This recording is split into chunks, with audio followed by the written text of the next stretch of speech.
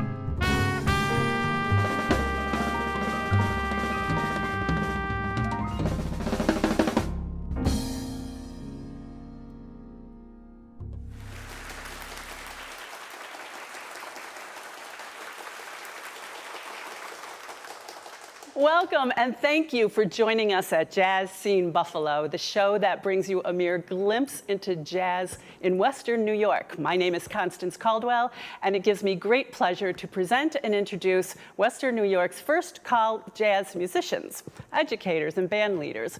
We also have some jazz scene history bits from our very own historian, Jack Nossavage, that we know you will enjoy hearing. Highlighting the scene today is somewhat of a well-kept Buffalo secret in spite of an illustrious and impressive resume of performances. We are so very excited and proud to present the progressions of Lisa Hasselback. Lisa is respected among notable contemporaries as a one bad cat who can really lay it down. So excited to hear Lisa. Stick with us with today's presentation as it unfolds. Are you ready, Lisa? Yes. Yes, let's hear it.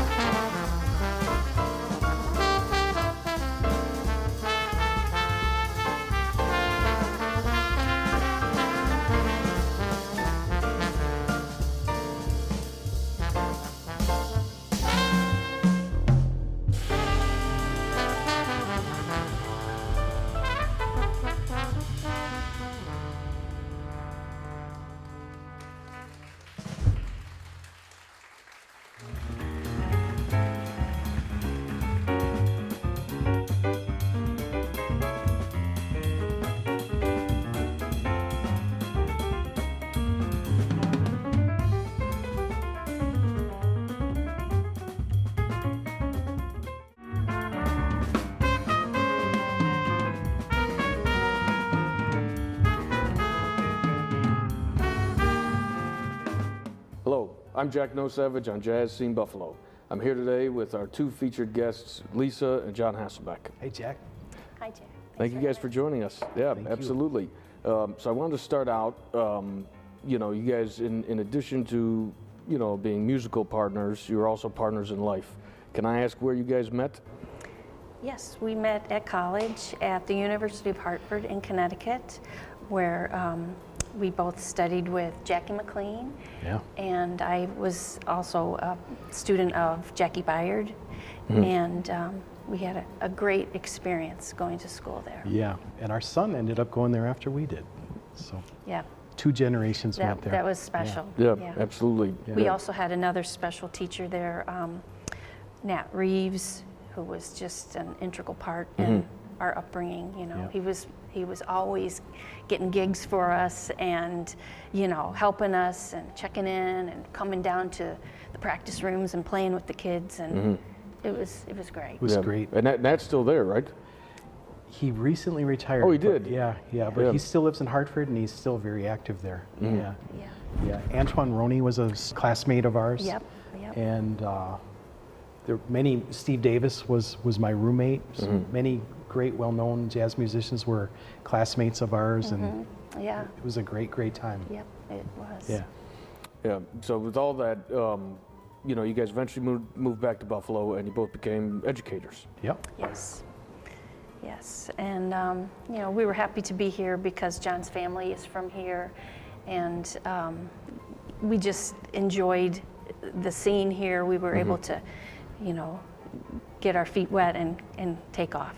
You know, so. Yep. Yeah. Yeah, I've been teaching in West Seneca for the last 29 years, and Yep. yeah, I can't believe how much time has flown by. Yeah, I just retired in June with Kenton Schools, so I was an elementary music teacher, which is very different from being a jazz musician, but it made for nice chords behind the kids. Yeah.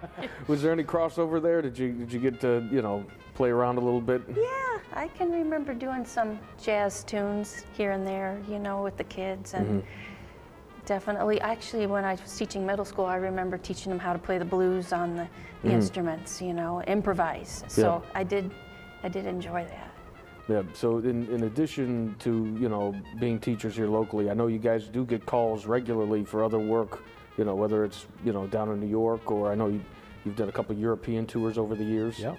Yeah, just a couple summers ago, I played with the Dan Maroney Legacy All-Stars, and that has Dick Oates and Gary Smullian in the band, and it was amazing, and we're going to do some more playing this summer.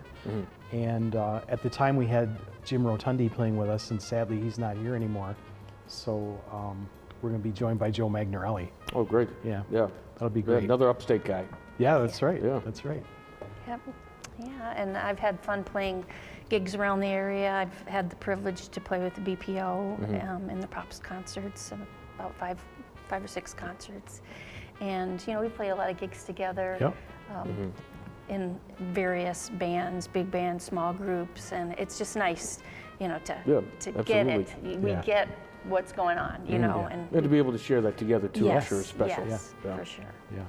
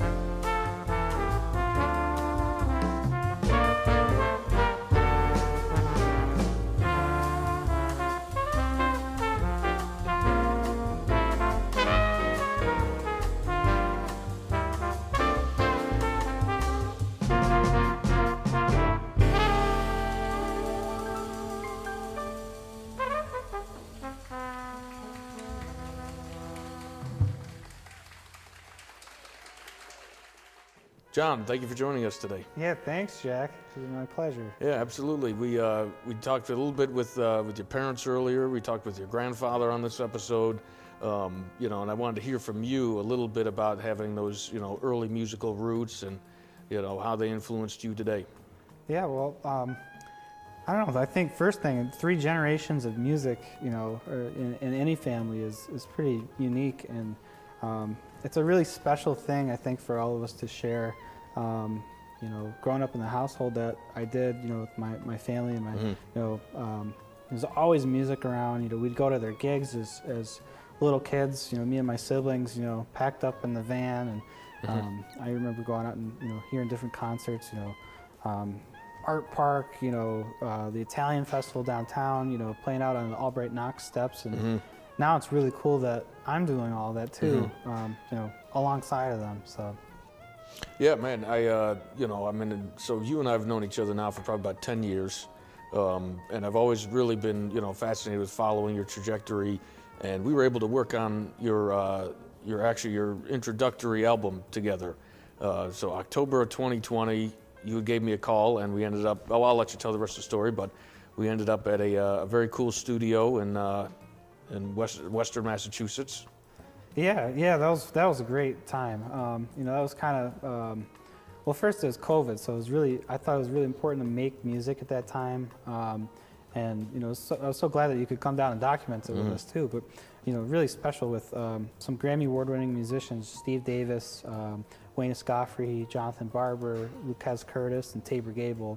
And I wrote all the compositions, and it just was a really important time, I think, for me to document my music and you know, my compositions too. Yeah, and from there you ended up going on to create or to complete some higher level education. Is that right? Yeah. So then I went and I finished up my my master's at SUNY Purchase.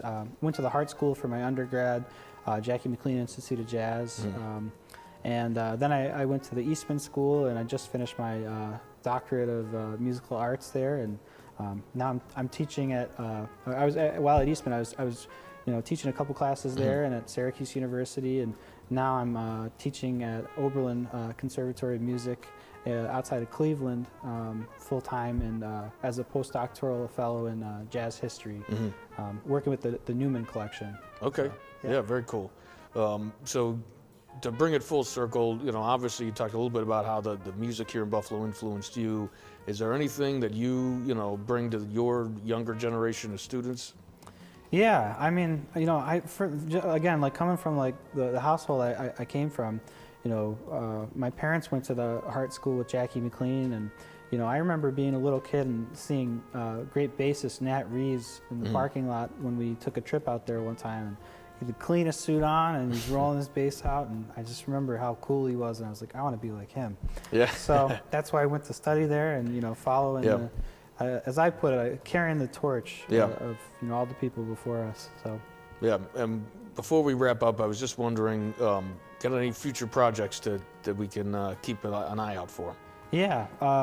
So now I guess I'm really interested in, you know, after studying with, you know, great people at Eastman, Bill Dobbins, Dave Ravello, Clay Jenkins, Jeff Campbell, Darius Tarafinkel, all the great people there, but especially working closely with Bill and Dave, I got really interested in working on orchestration stuff and doing some compositions for larger ensembles, and that's something I've been working on, you know, working with different orchestras in the future, and just expanding my compositional voice into a larger setting. Yeah. Well, we can't wait to hear it. John, thanks for being with us today. Thanks, Jack. Thank you, man.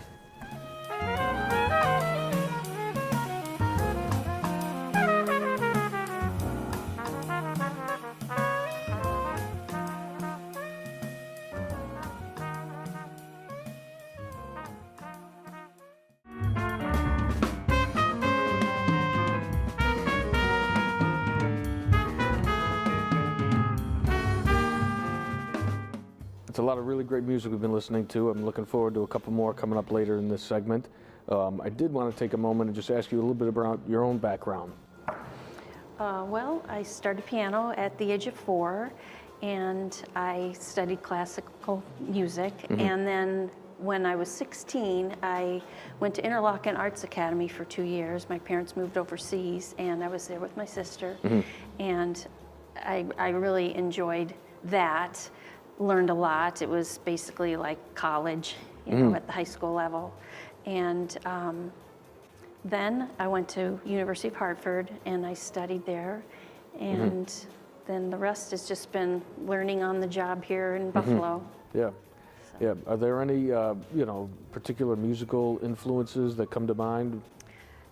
Definitely. Some of my favorite pianists would be Herbie Hancock, McCoy Tyner, Red Garland, James Williams. He taught at the school at University of Hartford, and I just got a whole lot from him. Mulgrew Miller, of course, Jackie Byard, my teacher, Horace Silver. Those are some of my big influencers. Yeah, absolutely. So after you came back to Buffalo, I know we just discussed you became a school teacher. Can you speak a little bit on what it's like to try and juggle, you know, raising a family, teaching, performing? It's hard. It's hard when you're doing it, and when the kids were little, it got to be tough, you know, to be working, teaching school, and then, you know, trying to play gigs until 2.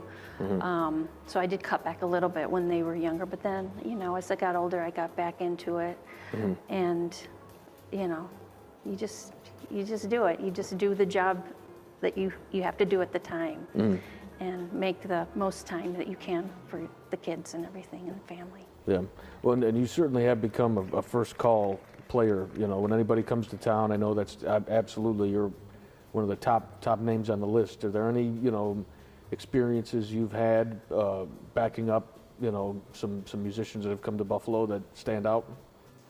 Yes, I can think of a few for sure. Like I said before, the BPO, I've had some really great experiences, and gotten to play some solos and things. And also, I did get to play at Chautauqua for Bob Newhart, which was amazing. And I got to play for Aretha Franklin, and that was at our park, and that was like, I couldn't even believe I was doing that. Of course, I play locally here with some people that I enjoy doing that a lot with. Wendell Rivera's Latin Jazz Band. I play salsa, and I just love that because it's different from jazz. Yes. But it's really fun. It's high energy, and you know, I accompany Cheryl Ferris. We do duos, and so then of course, you know, small groups, play with various people around town. So. Yeah, and you've also in the last couple of years established yourself as a band leader as well. You know, and that's, I think, absolutely for us as listeners been a thrill, number one. But two, as you know, a composer, has that given you a little more room to stretch out? Yeah, it has, because, you know, always being a side person is fun, but yet it's even more fun when you get to come up with, okay, what are you playing? Because you like it. So that's one of the goals now that I'm retired, that I really do want to go out, be the band leader, get some gigs, and, you know, get a little bit more of that going on. And I think we're going to hear one of your compositions a little bit later on this episode. Yes. Yeah, I wrote a whole bunch of songs right after I had retired, about 5 or 6 in the summer, and yeah, that one is one of my favorites. I enjoy playing that. Today, I can begin to start again. Looking forward to it. Thank you. Thank you. Thank you so much. It's such a pleasure to be performing for everyone, and I feel so honored to have been asked. I would like to introduce the band, and on trumpet is my son, our son, John Hasselback III.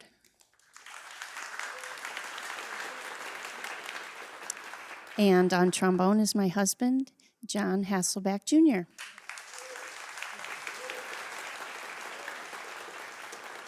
On bass is Wayne Moose.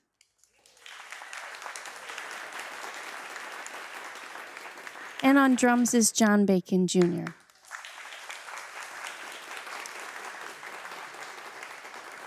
We just played for you. The first song was The End of a Love Affair, and that was by Edward C. Redding. And then we followed that up by I Told You So by the great George Cable's pianist.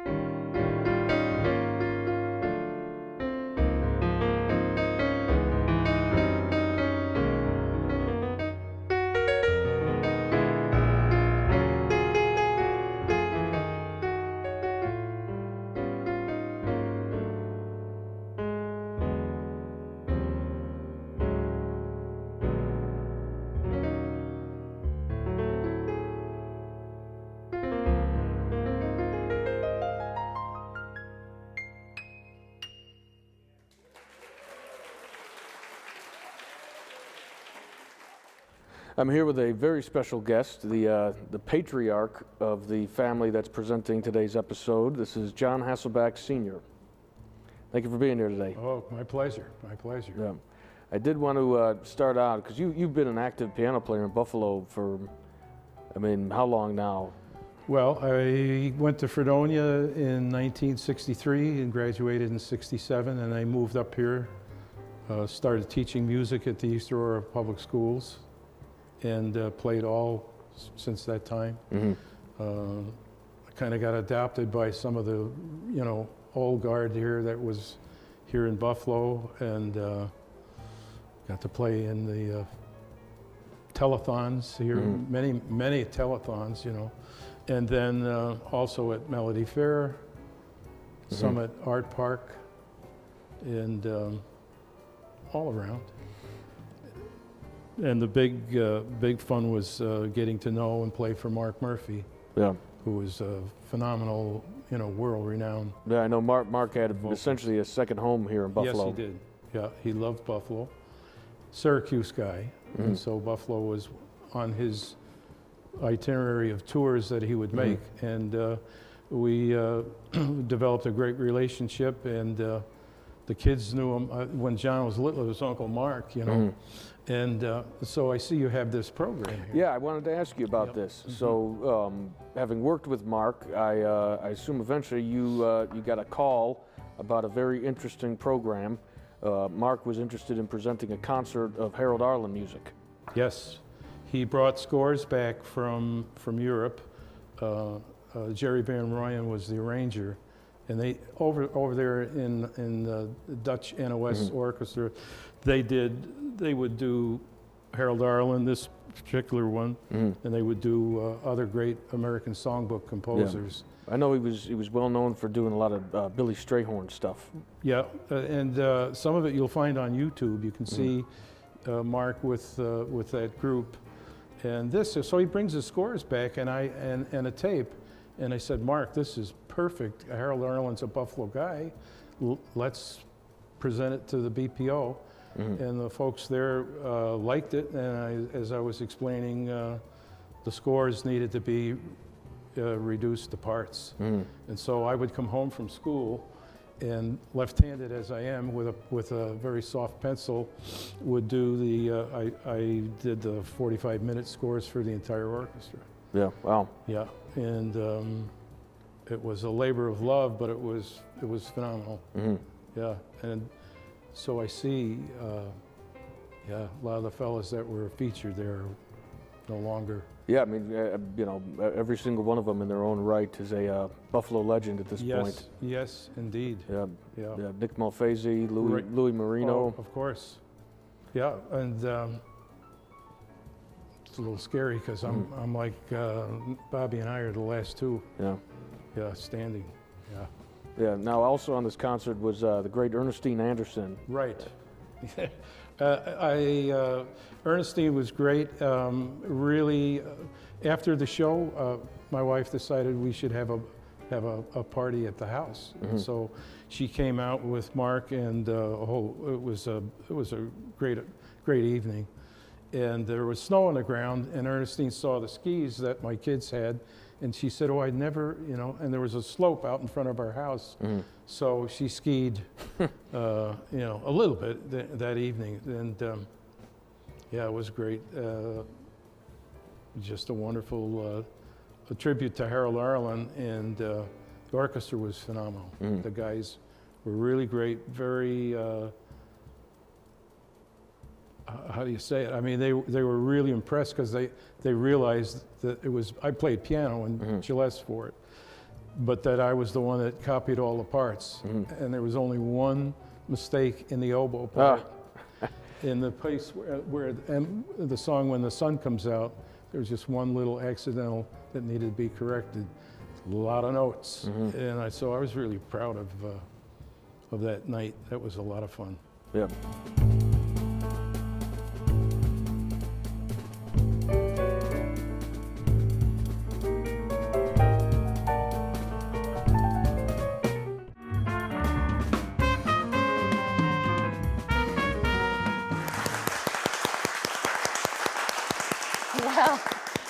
That was wonderful. That was wonderful, Lisa Hasselback. Thank you. Thank you all for joining us at Jazz Scene Buffalo. We hope we left you wanting more. I know I do. Until next time, get out and be seen on the scene. The Jazz Scene Buffalo, and long may you swing.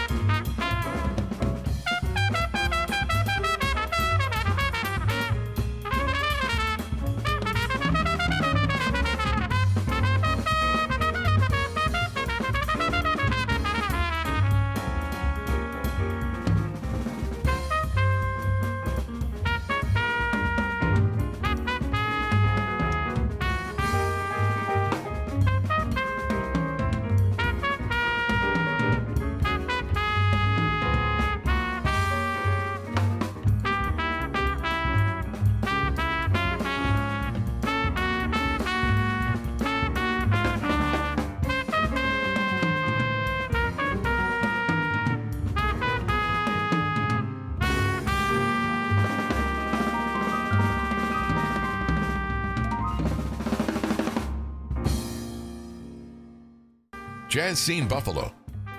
Sponsored by Compassionate Medical Care of Western New York. When you need us, we're there.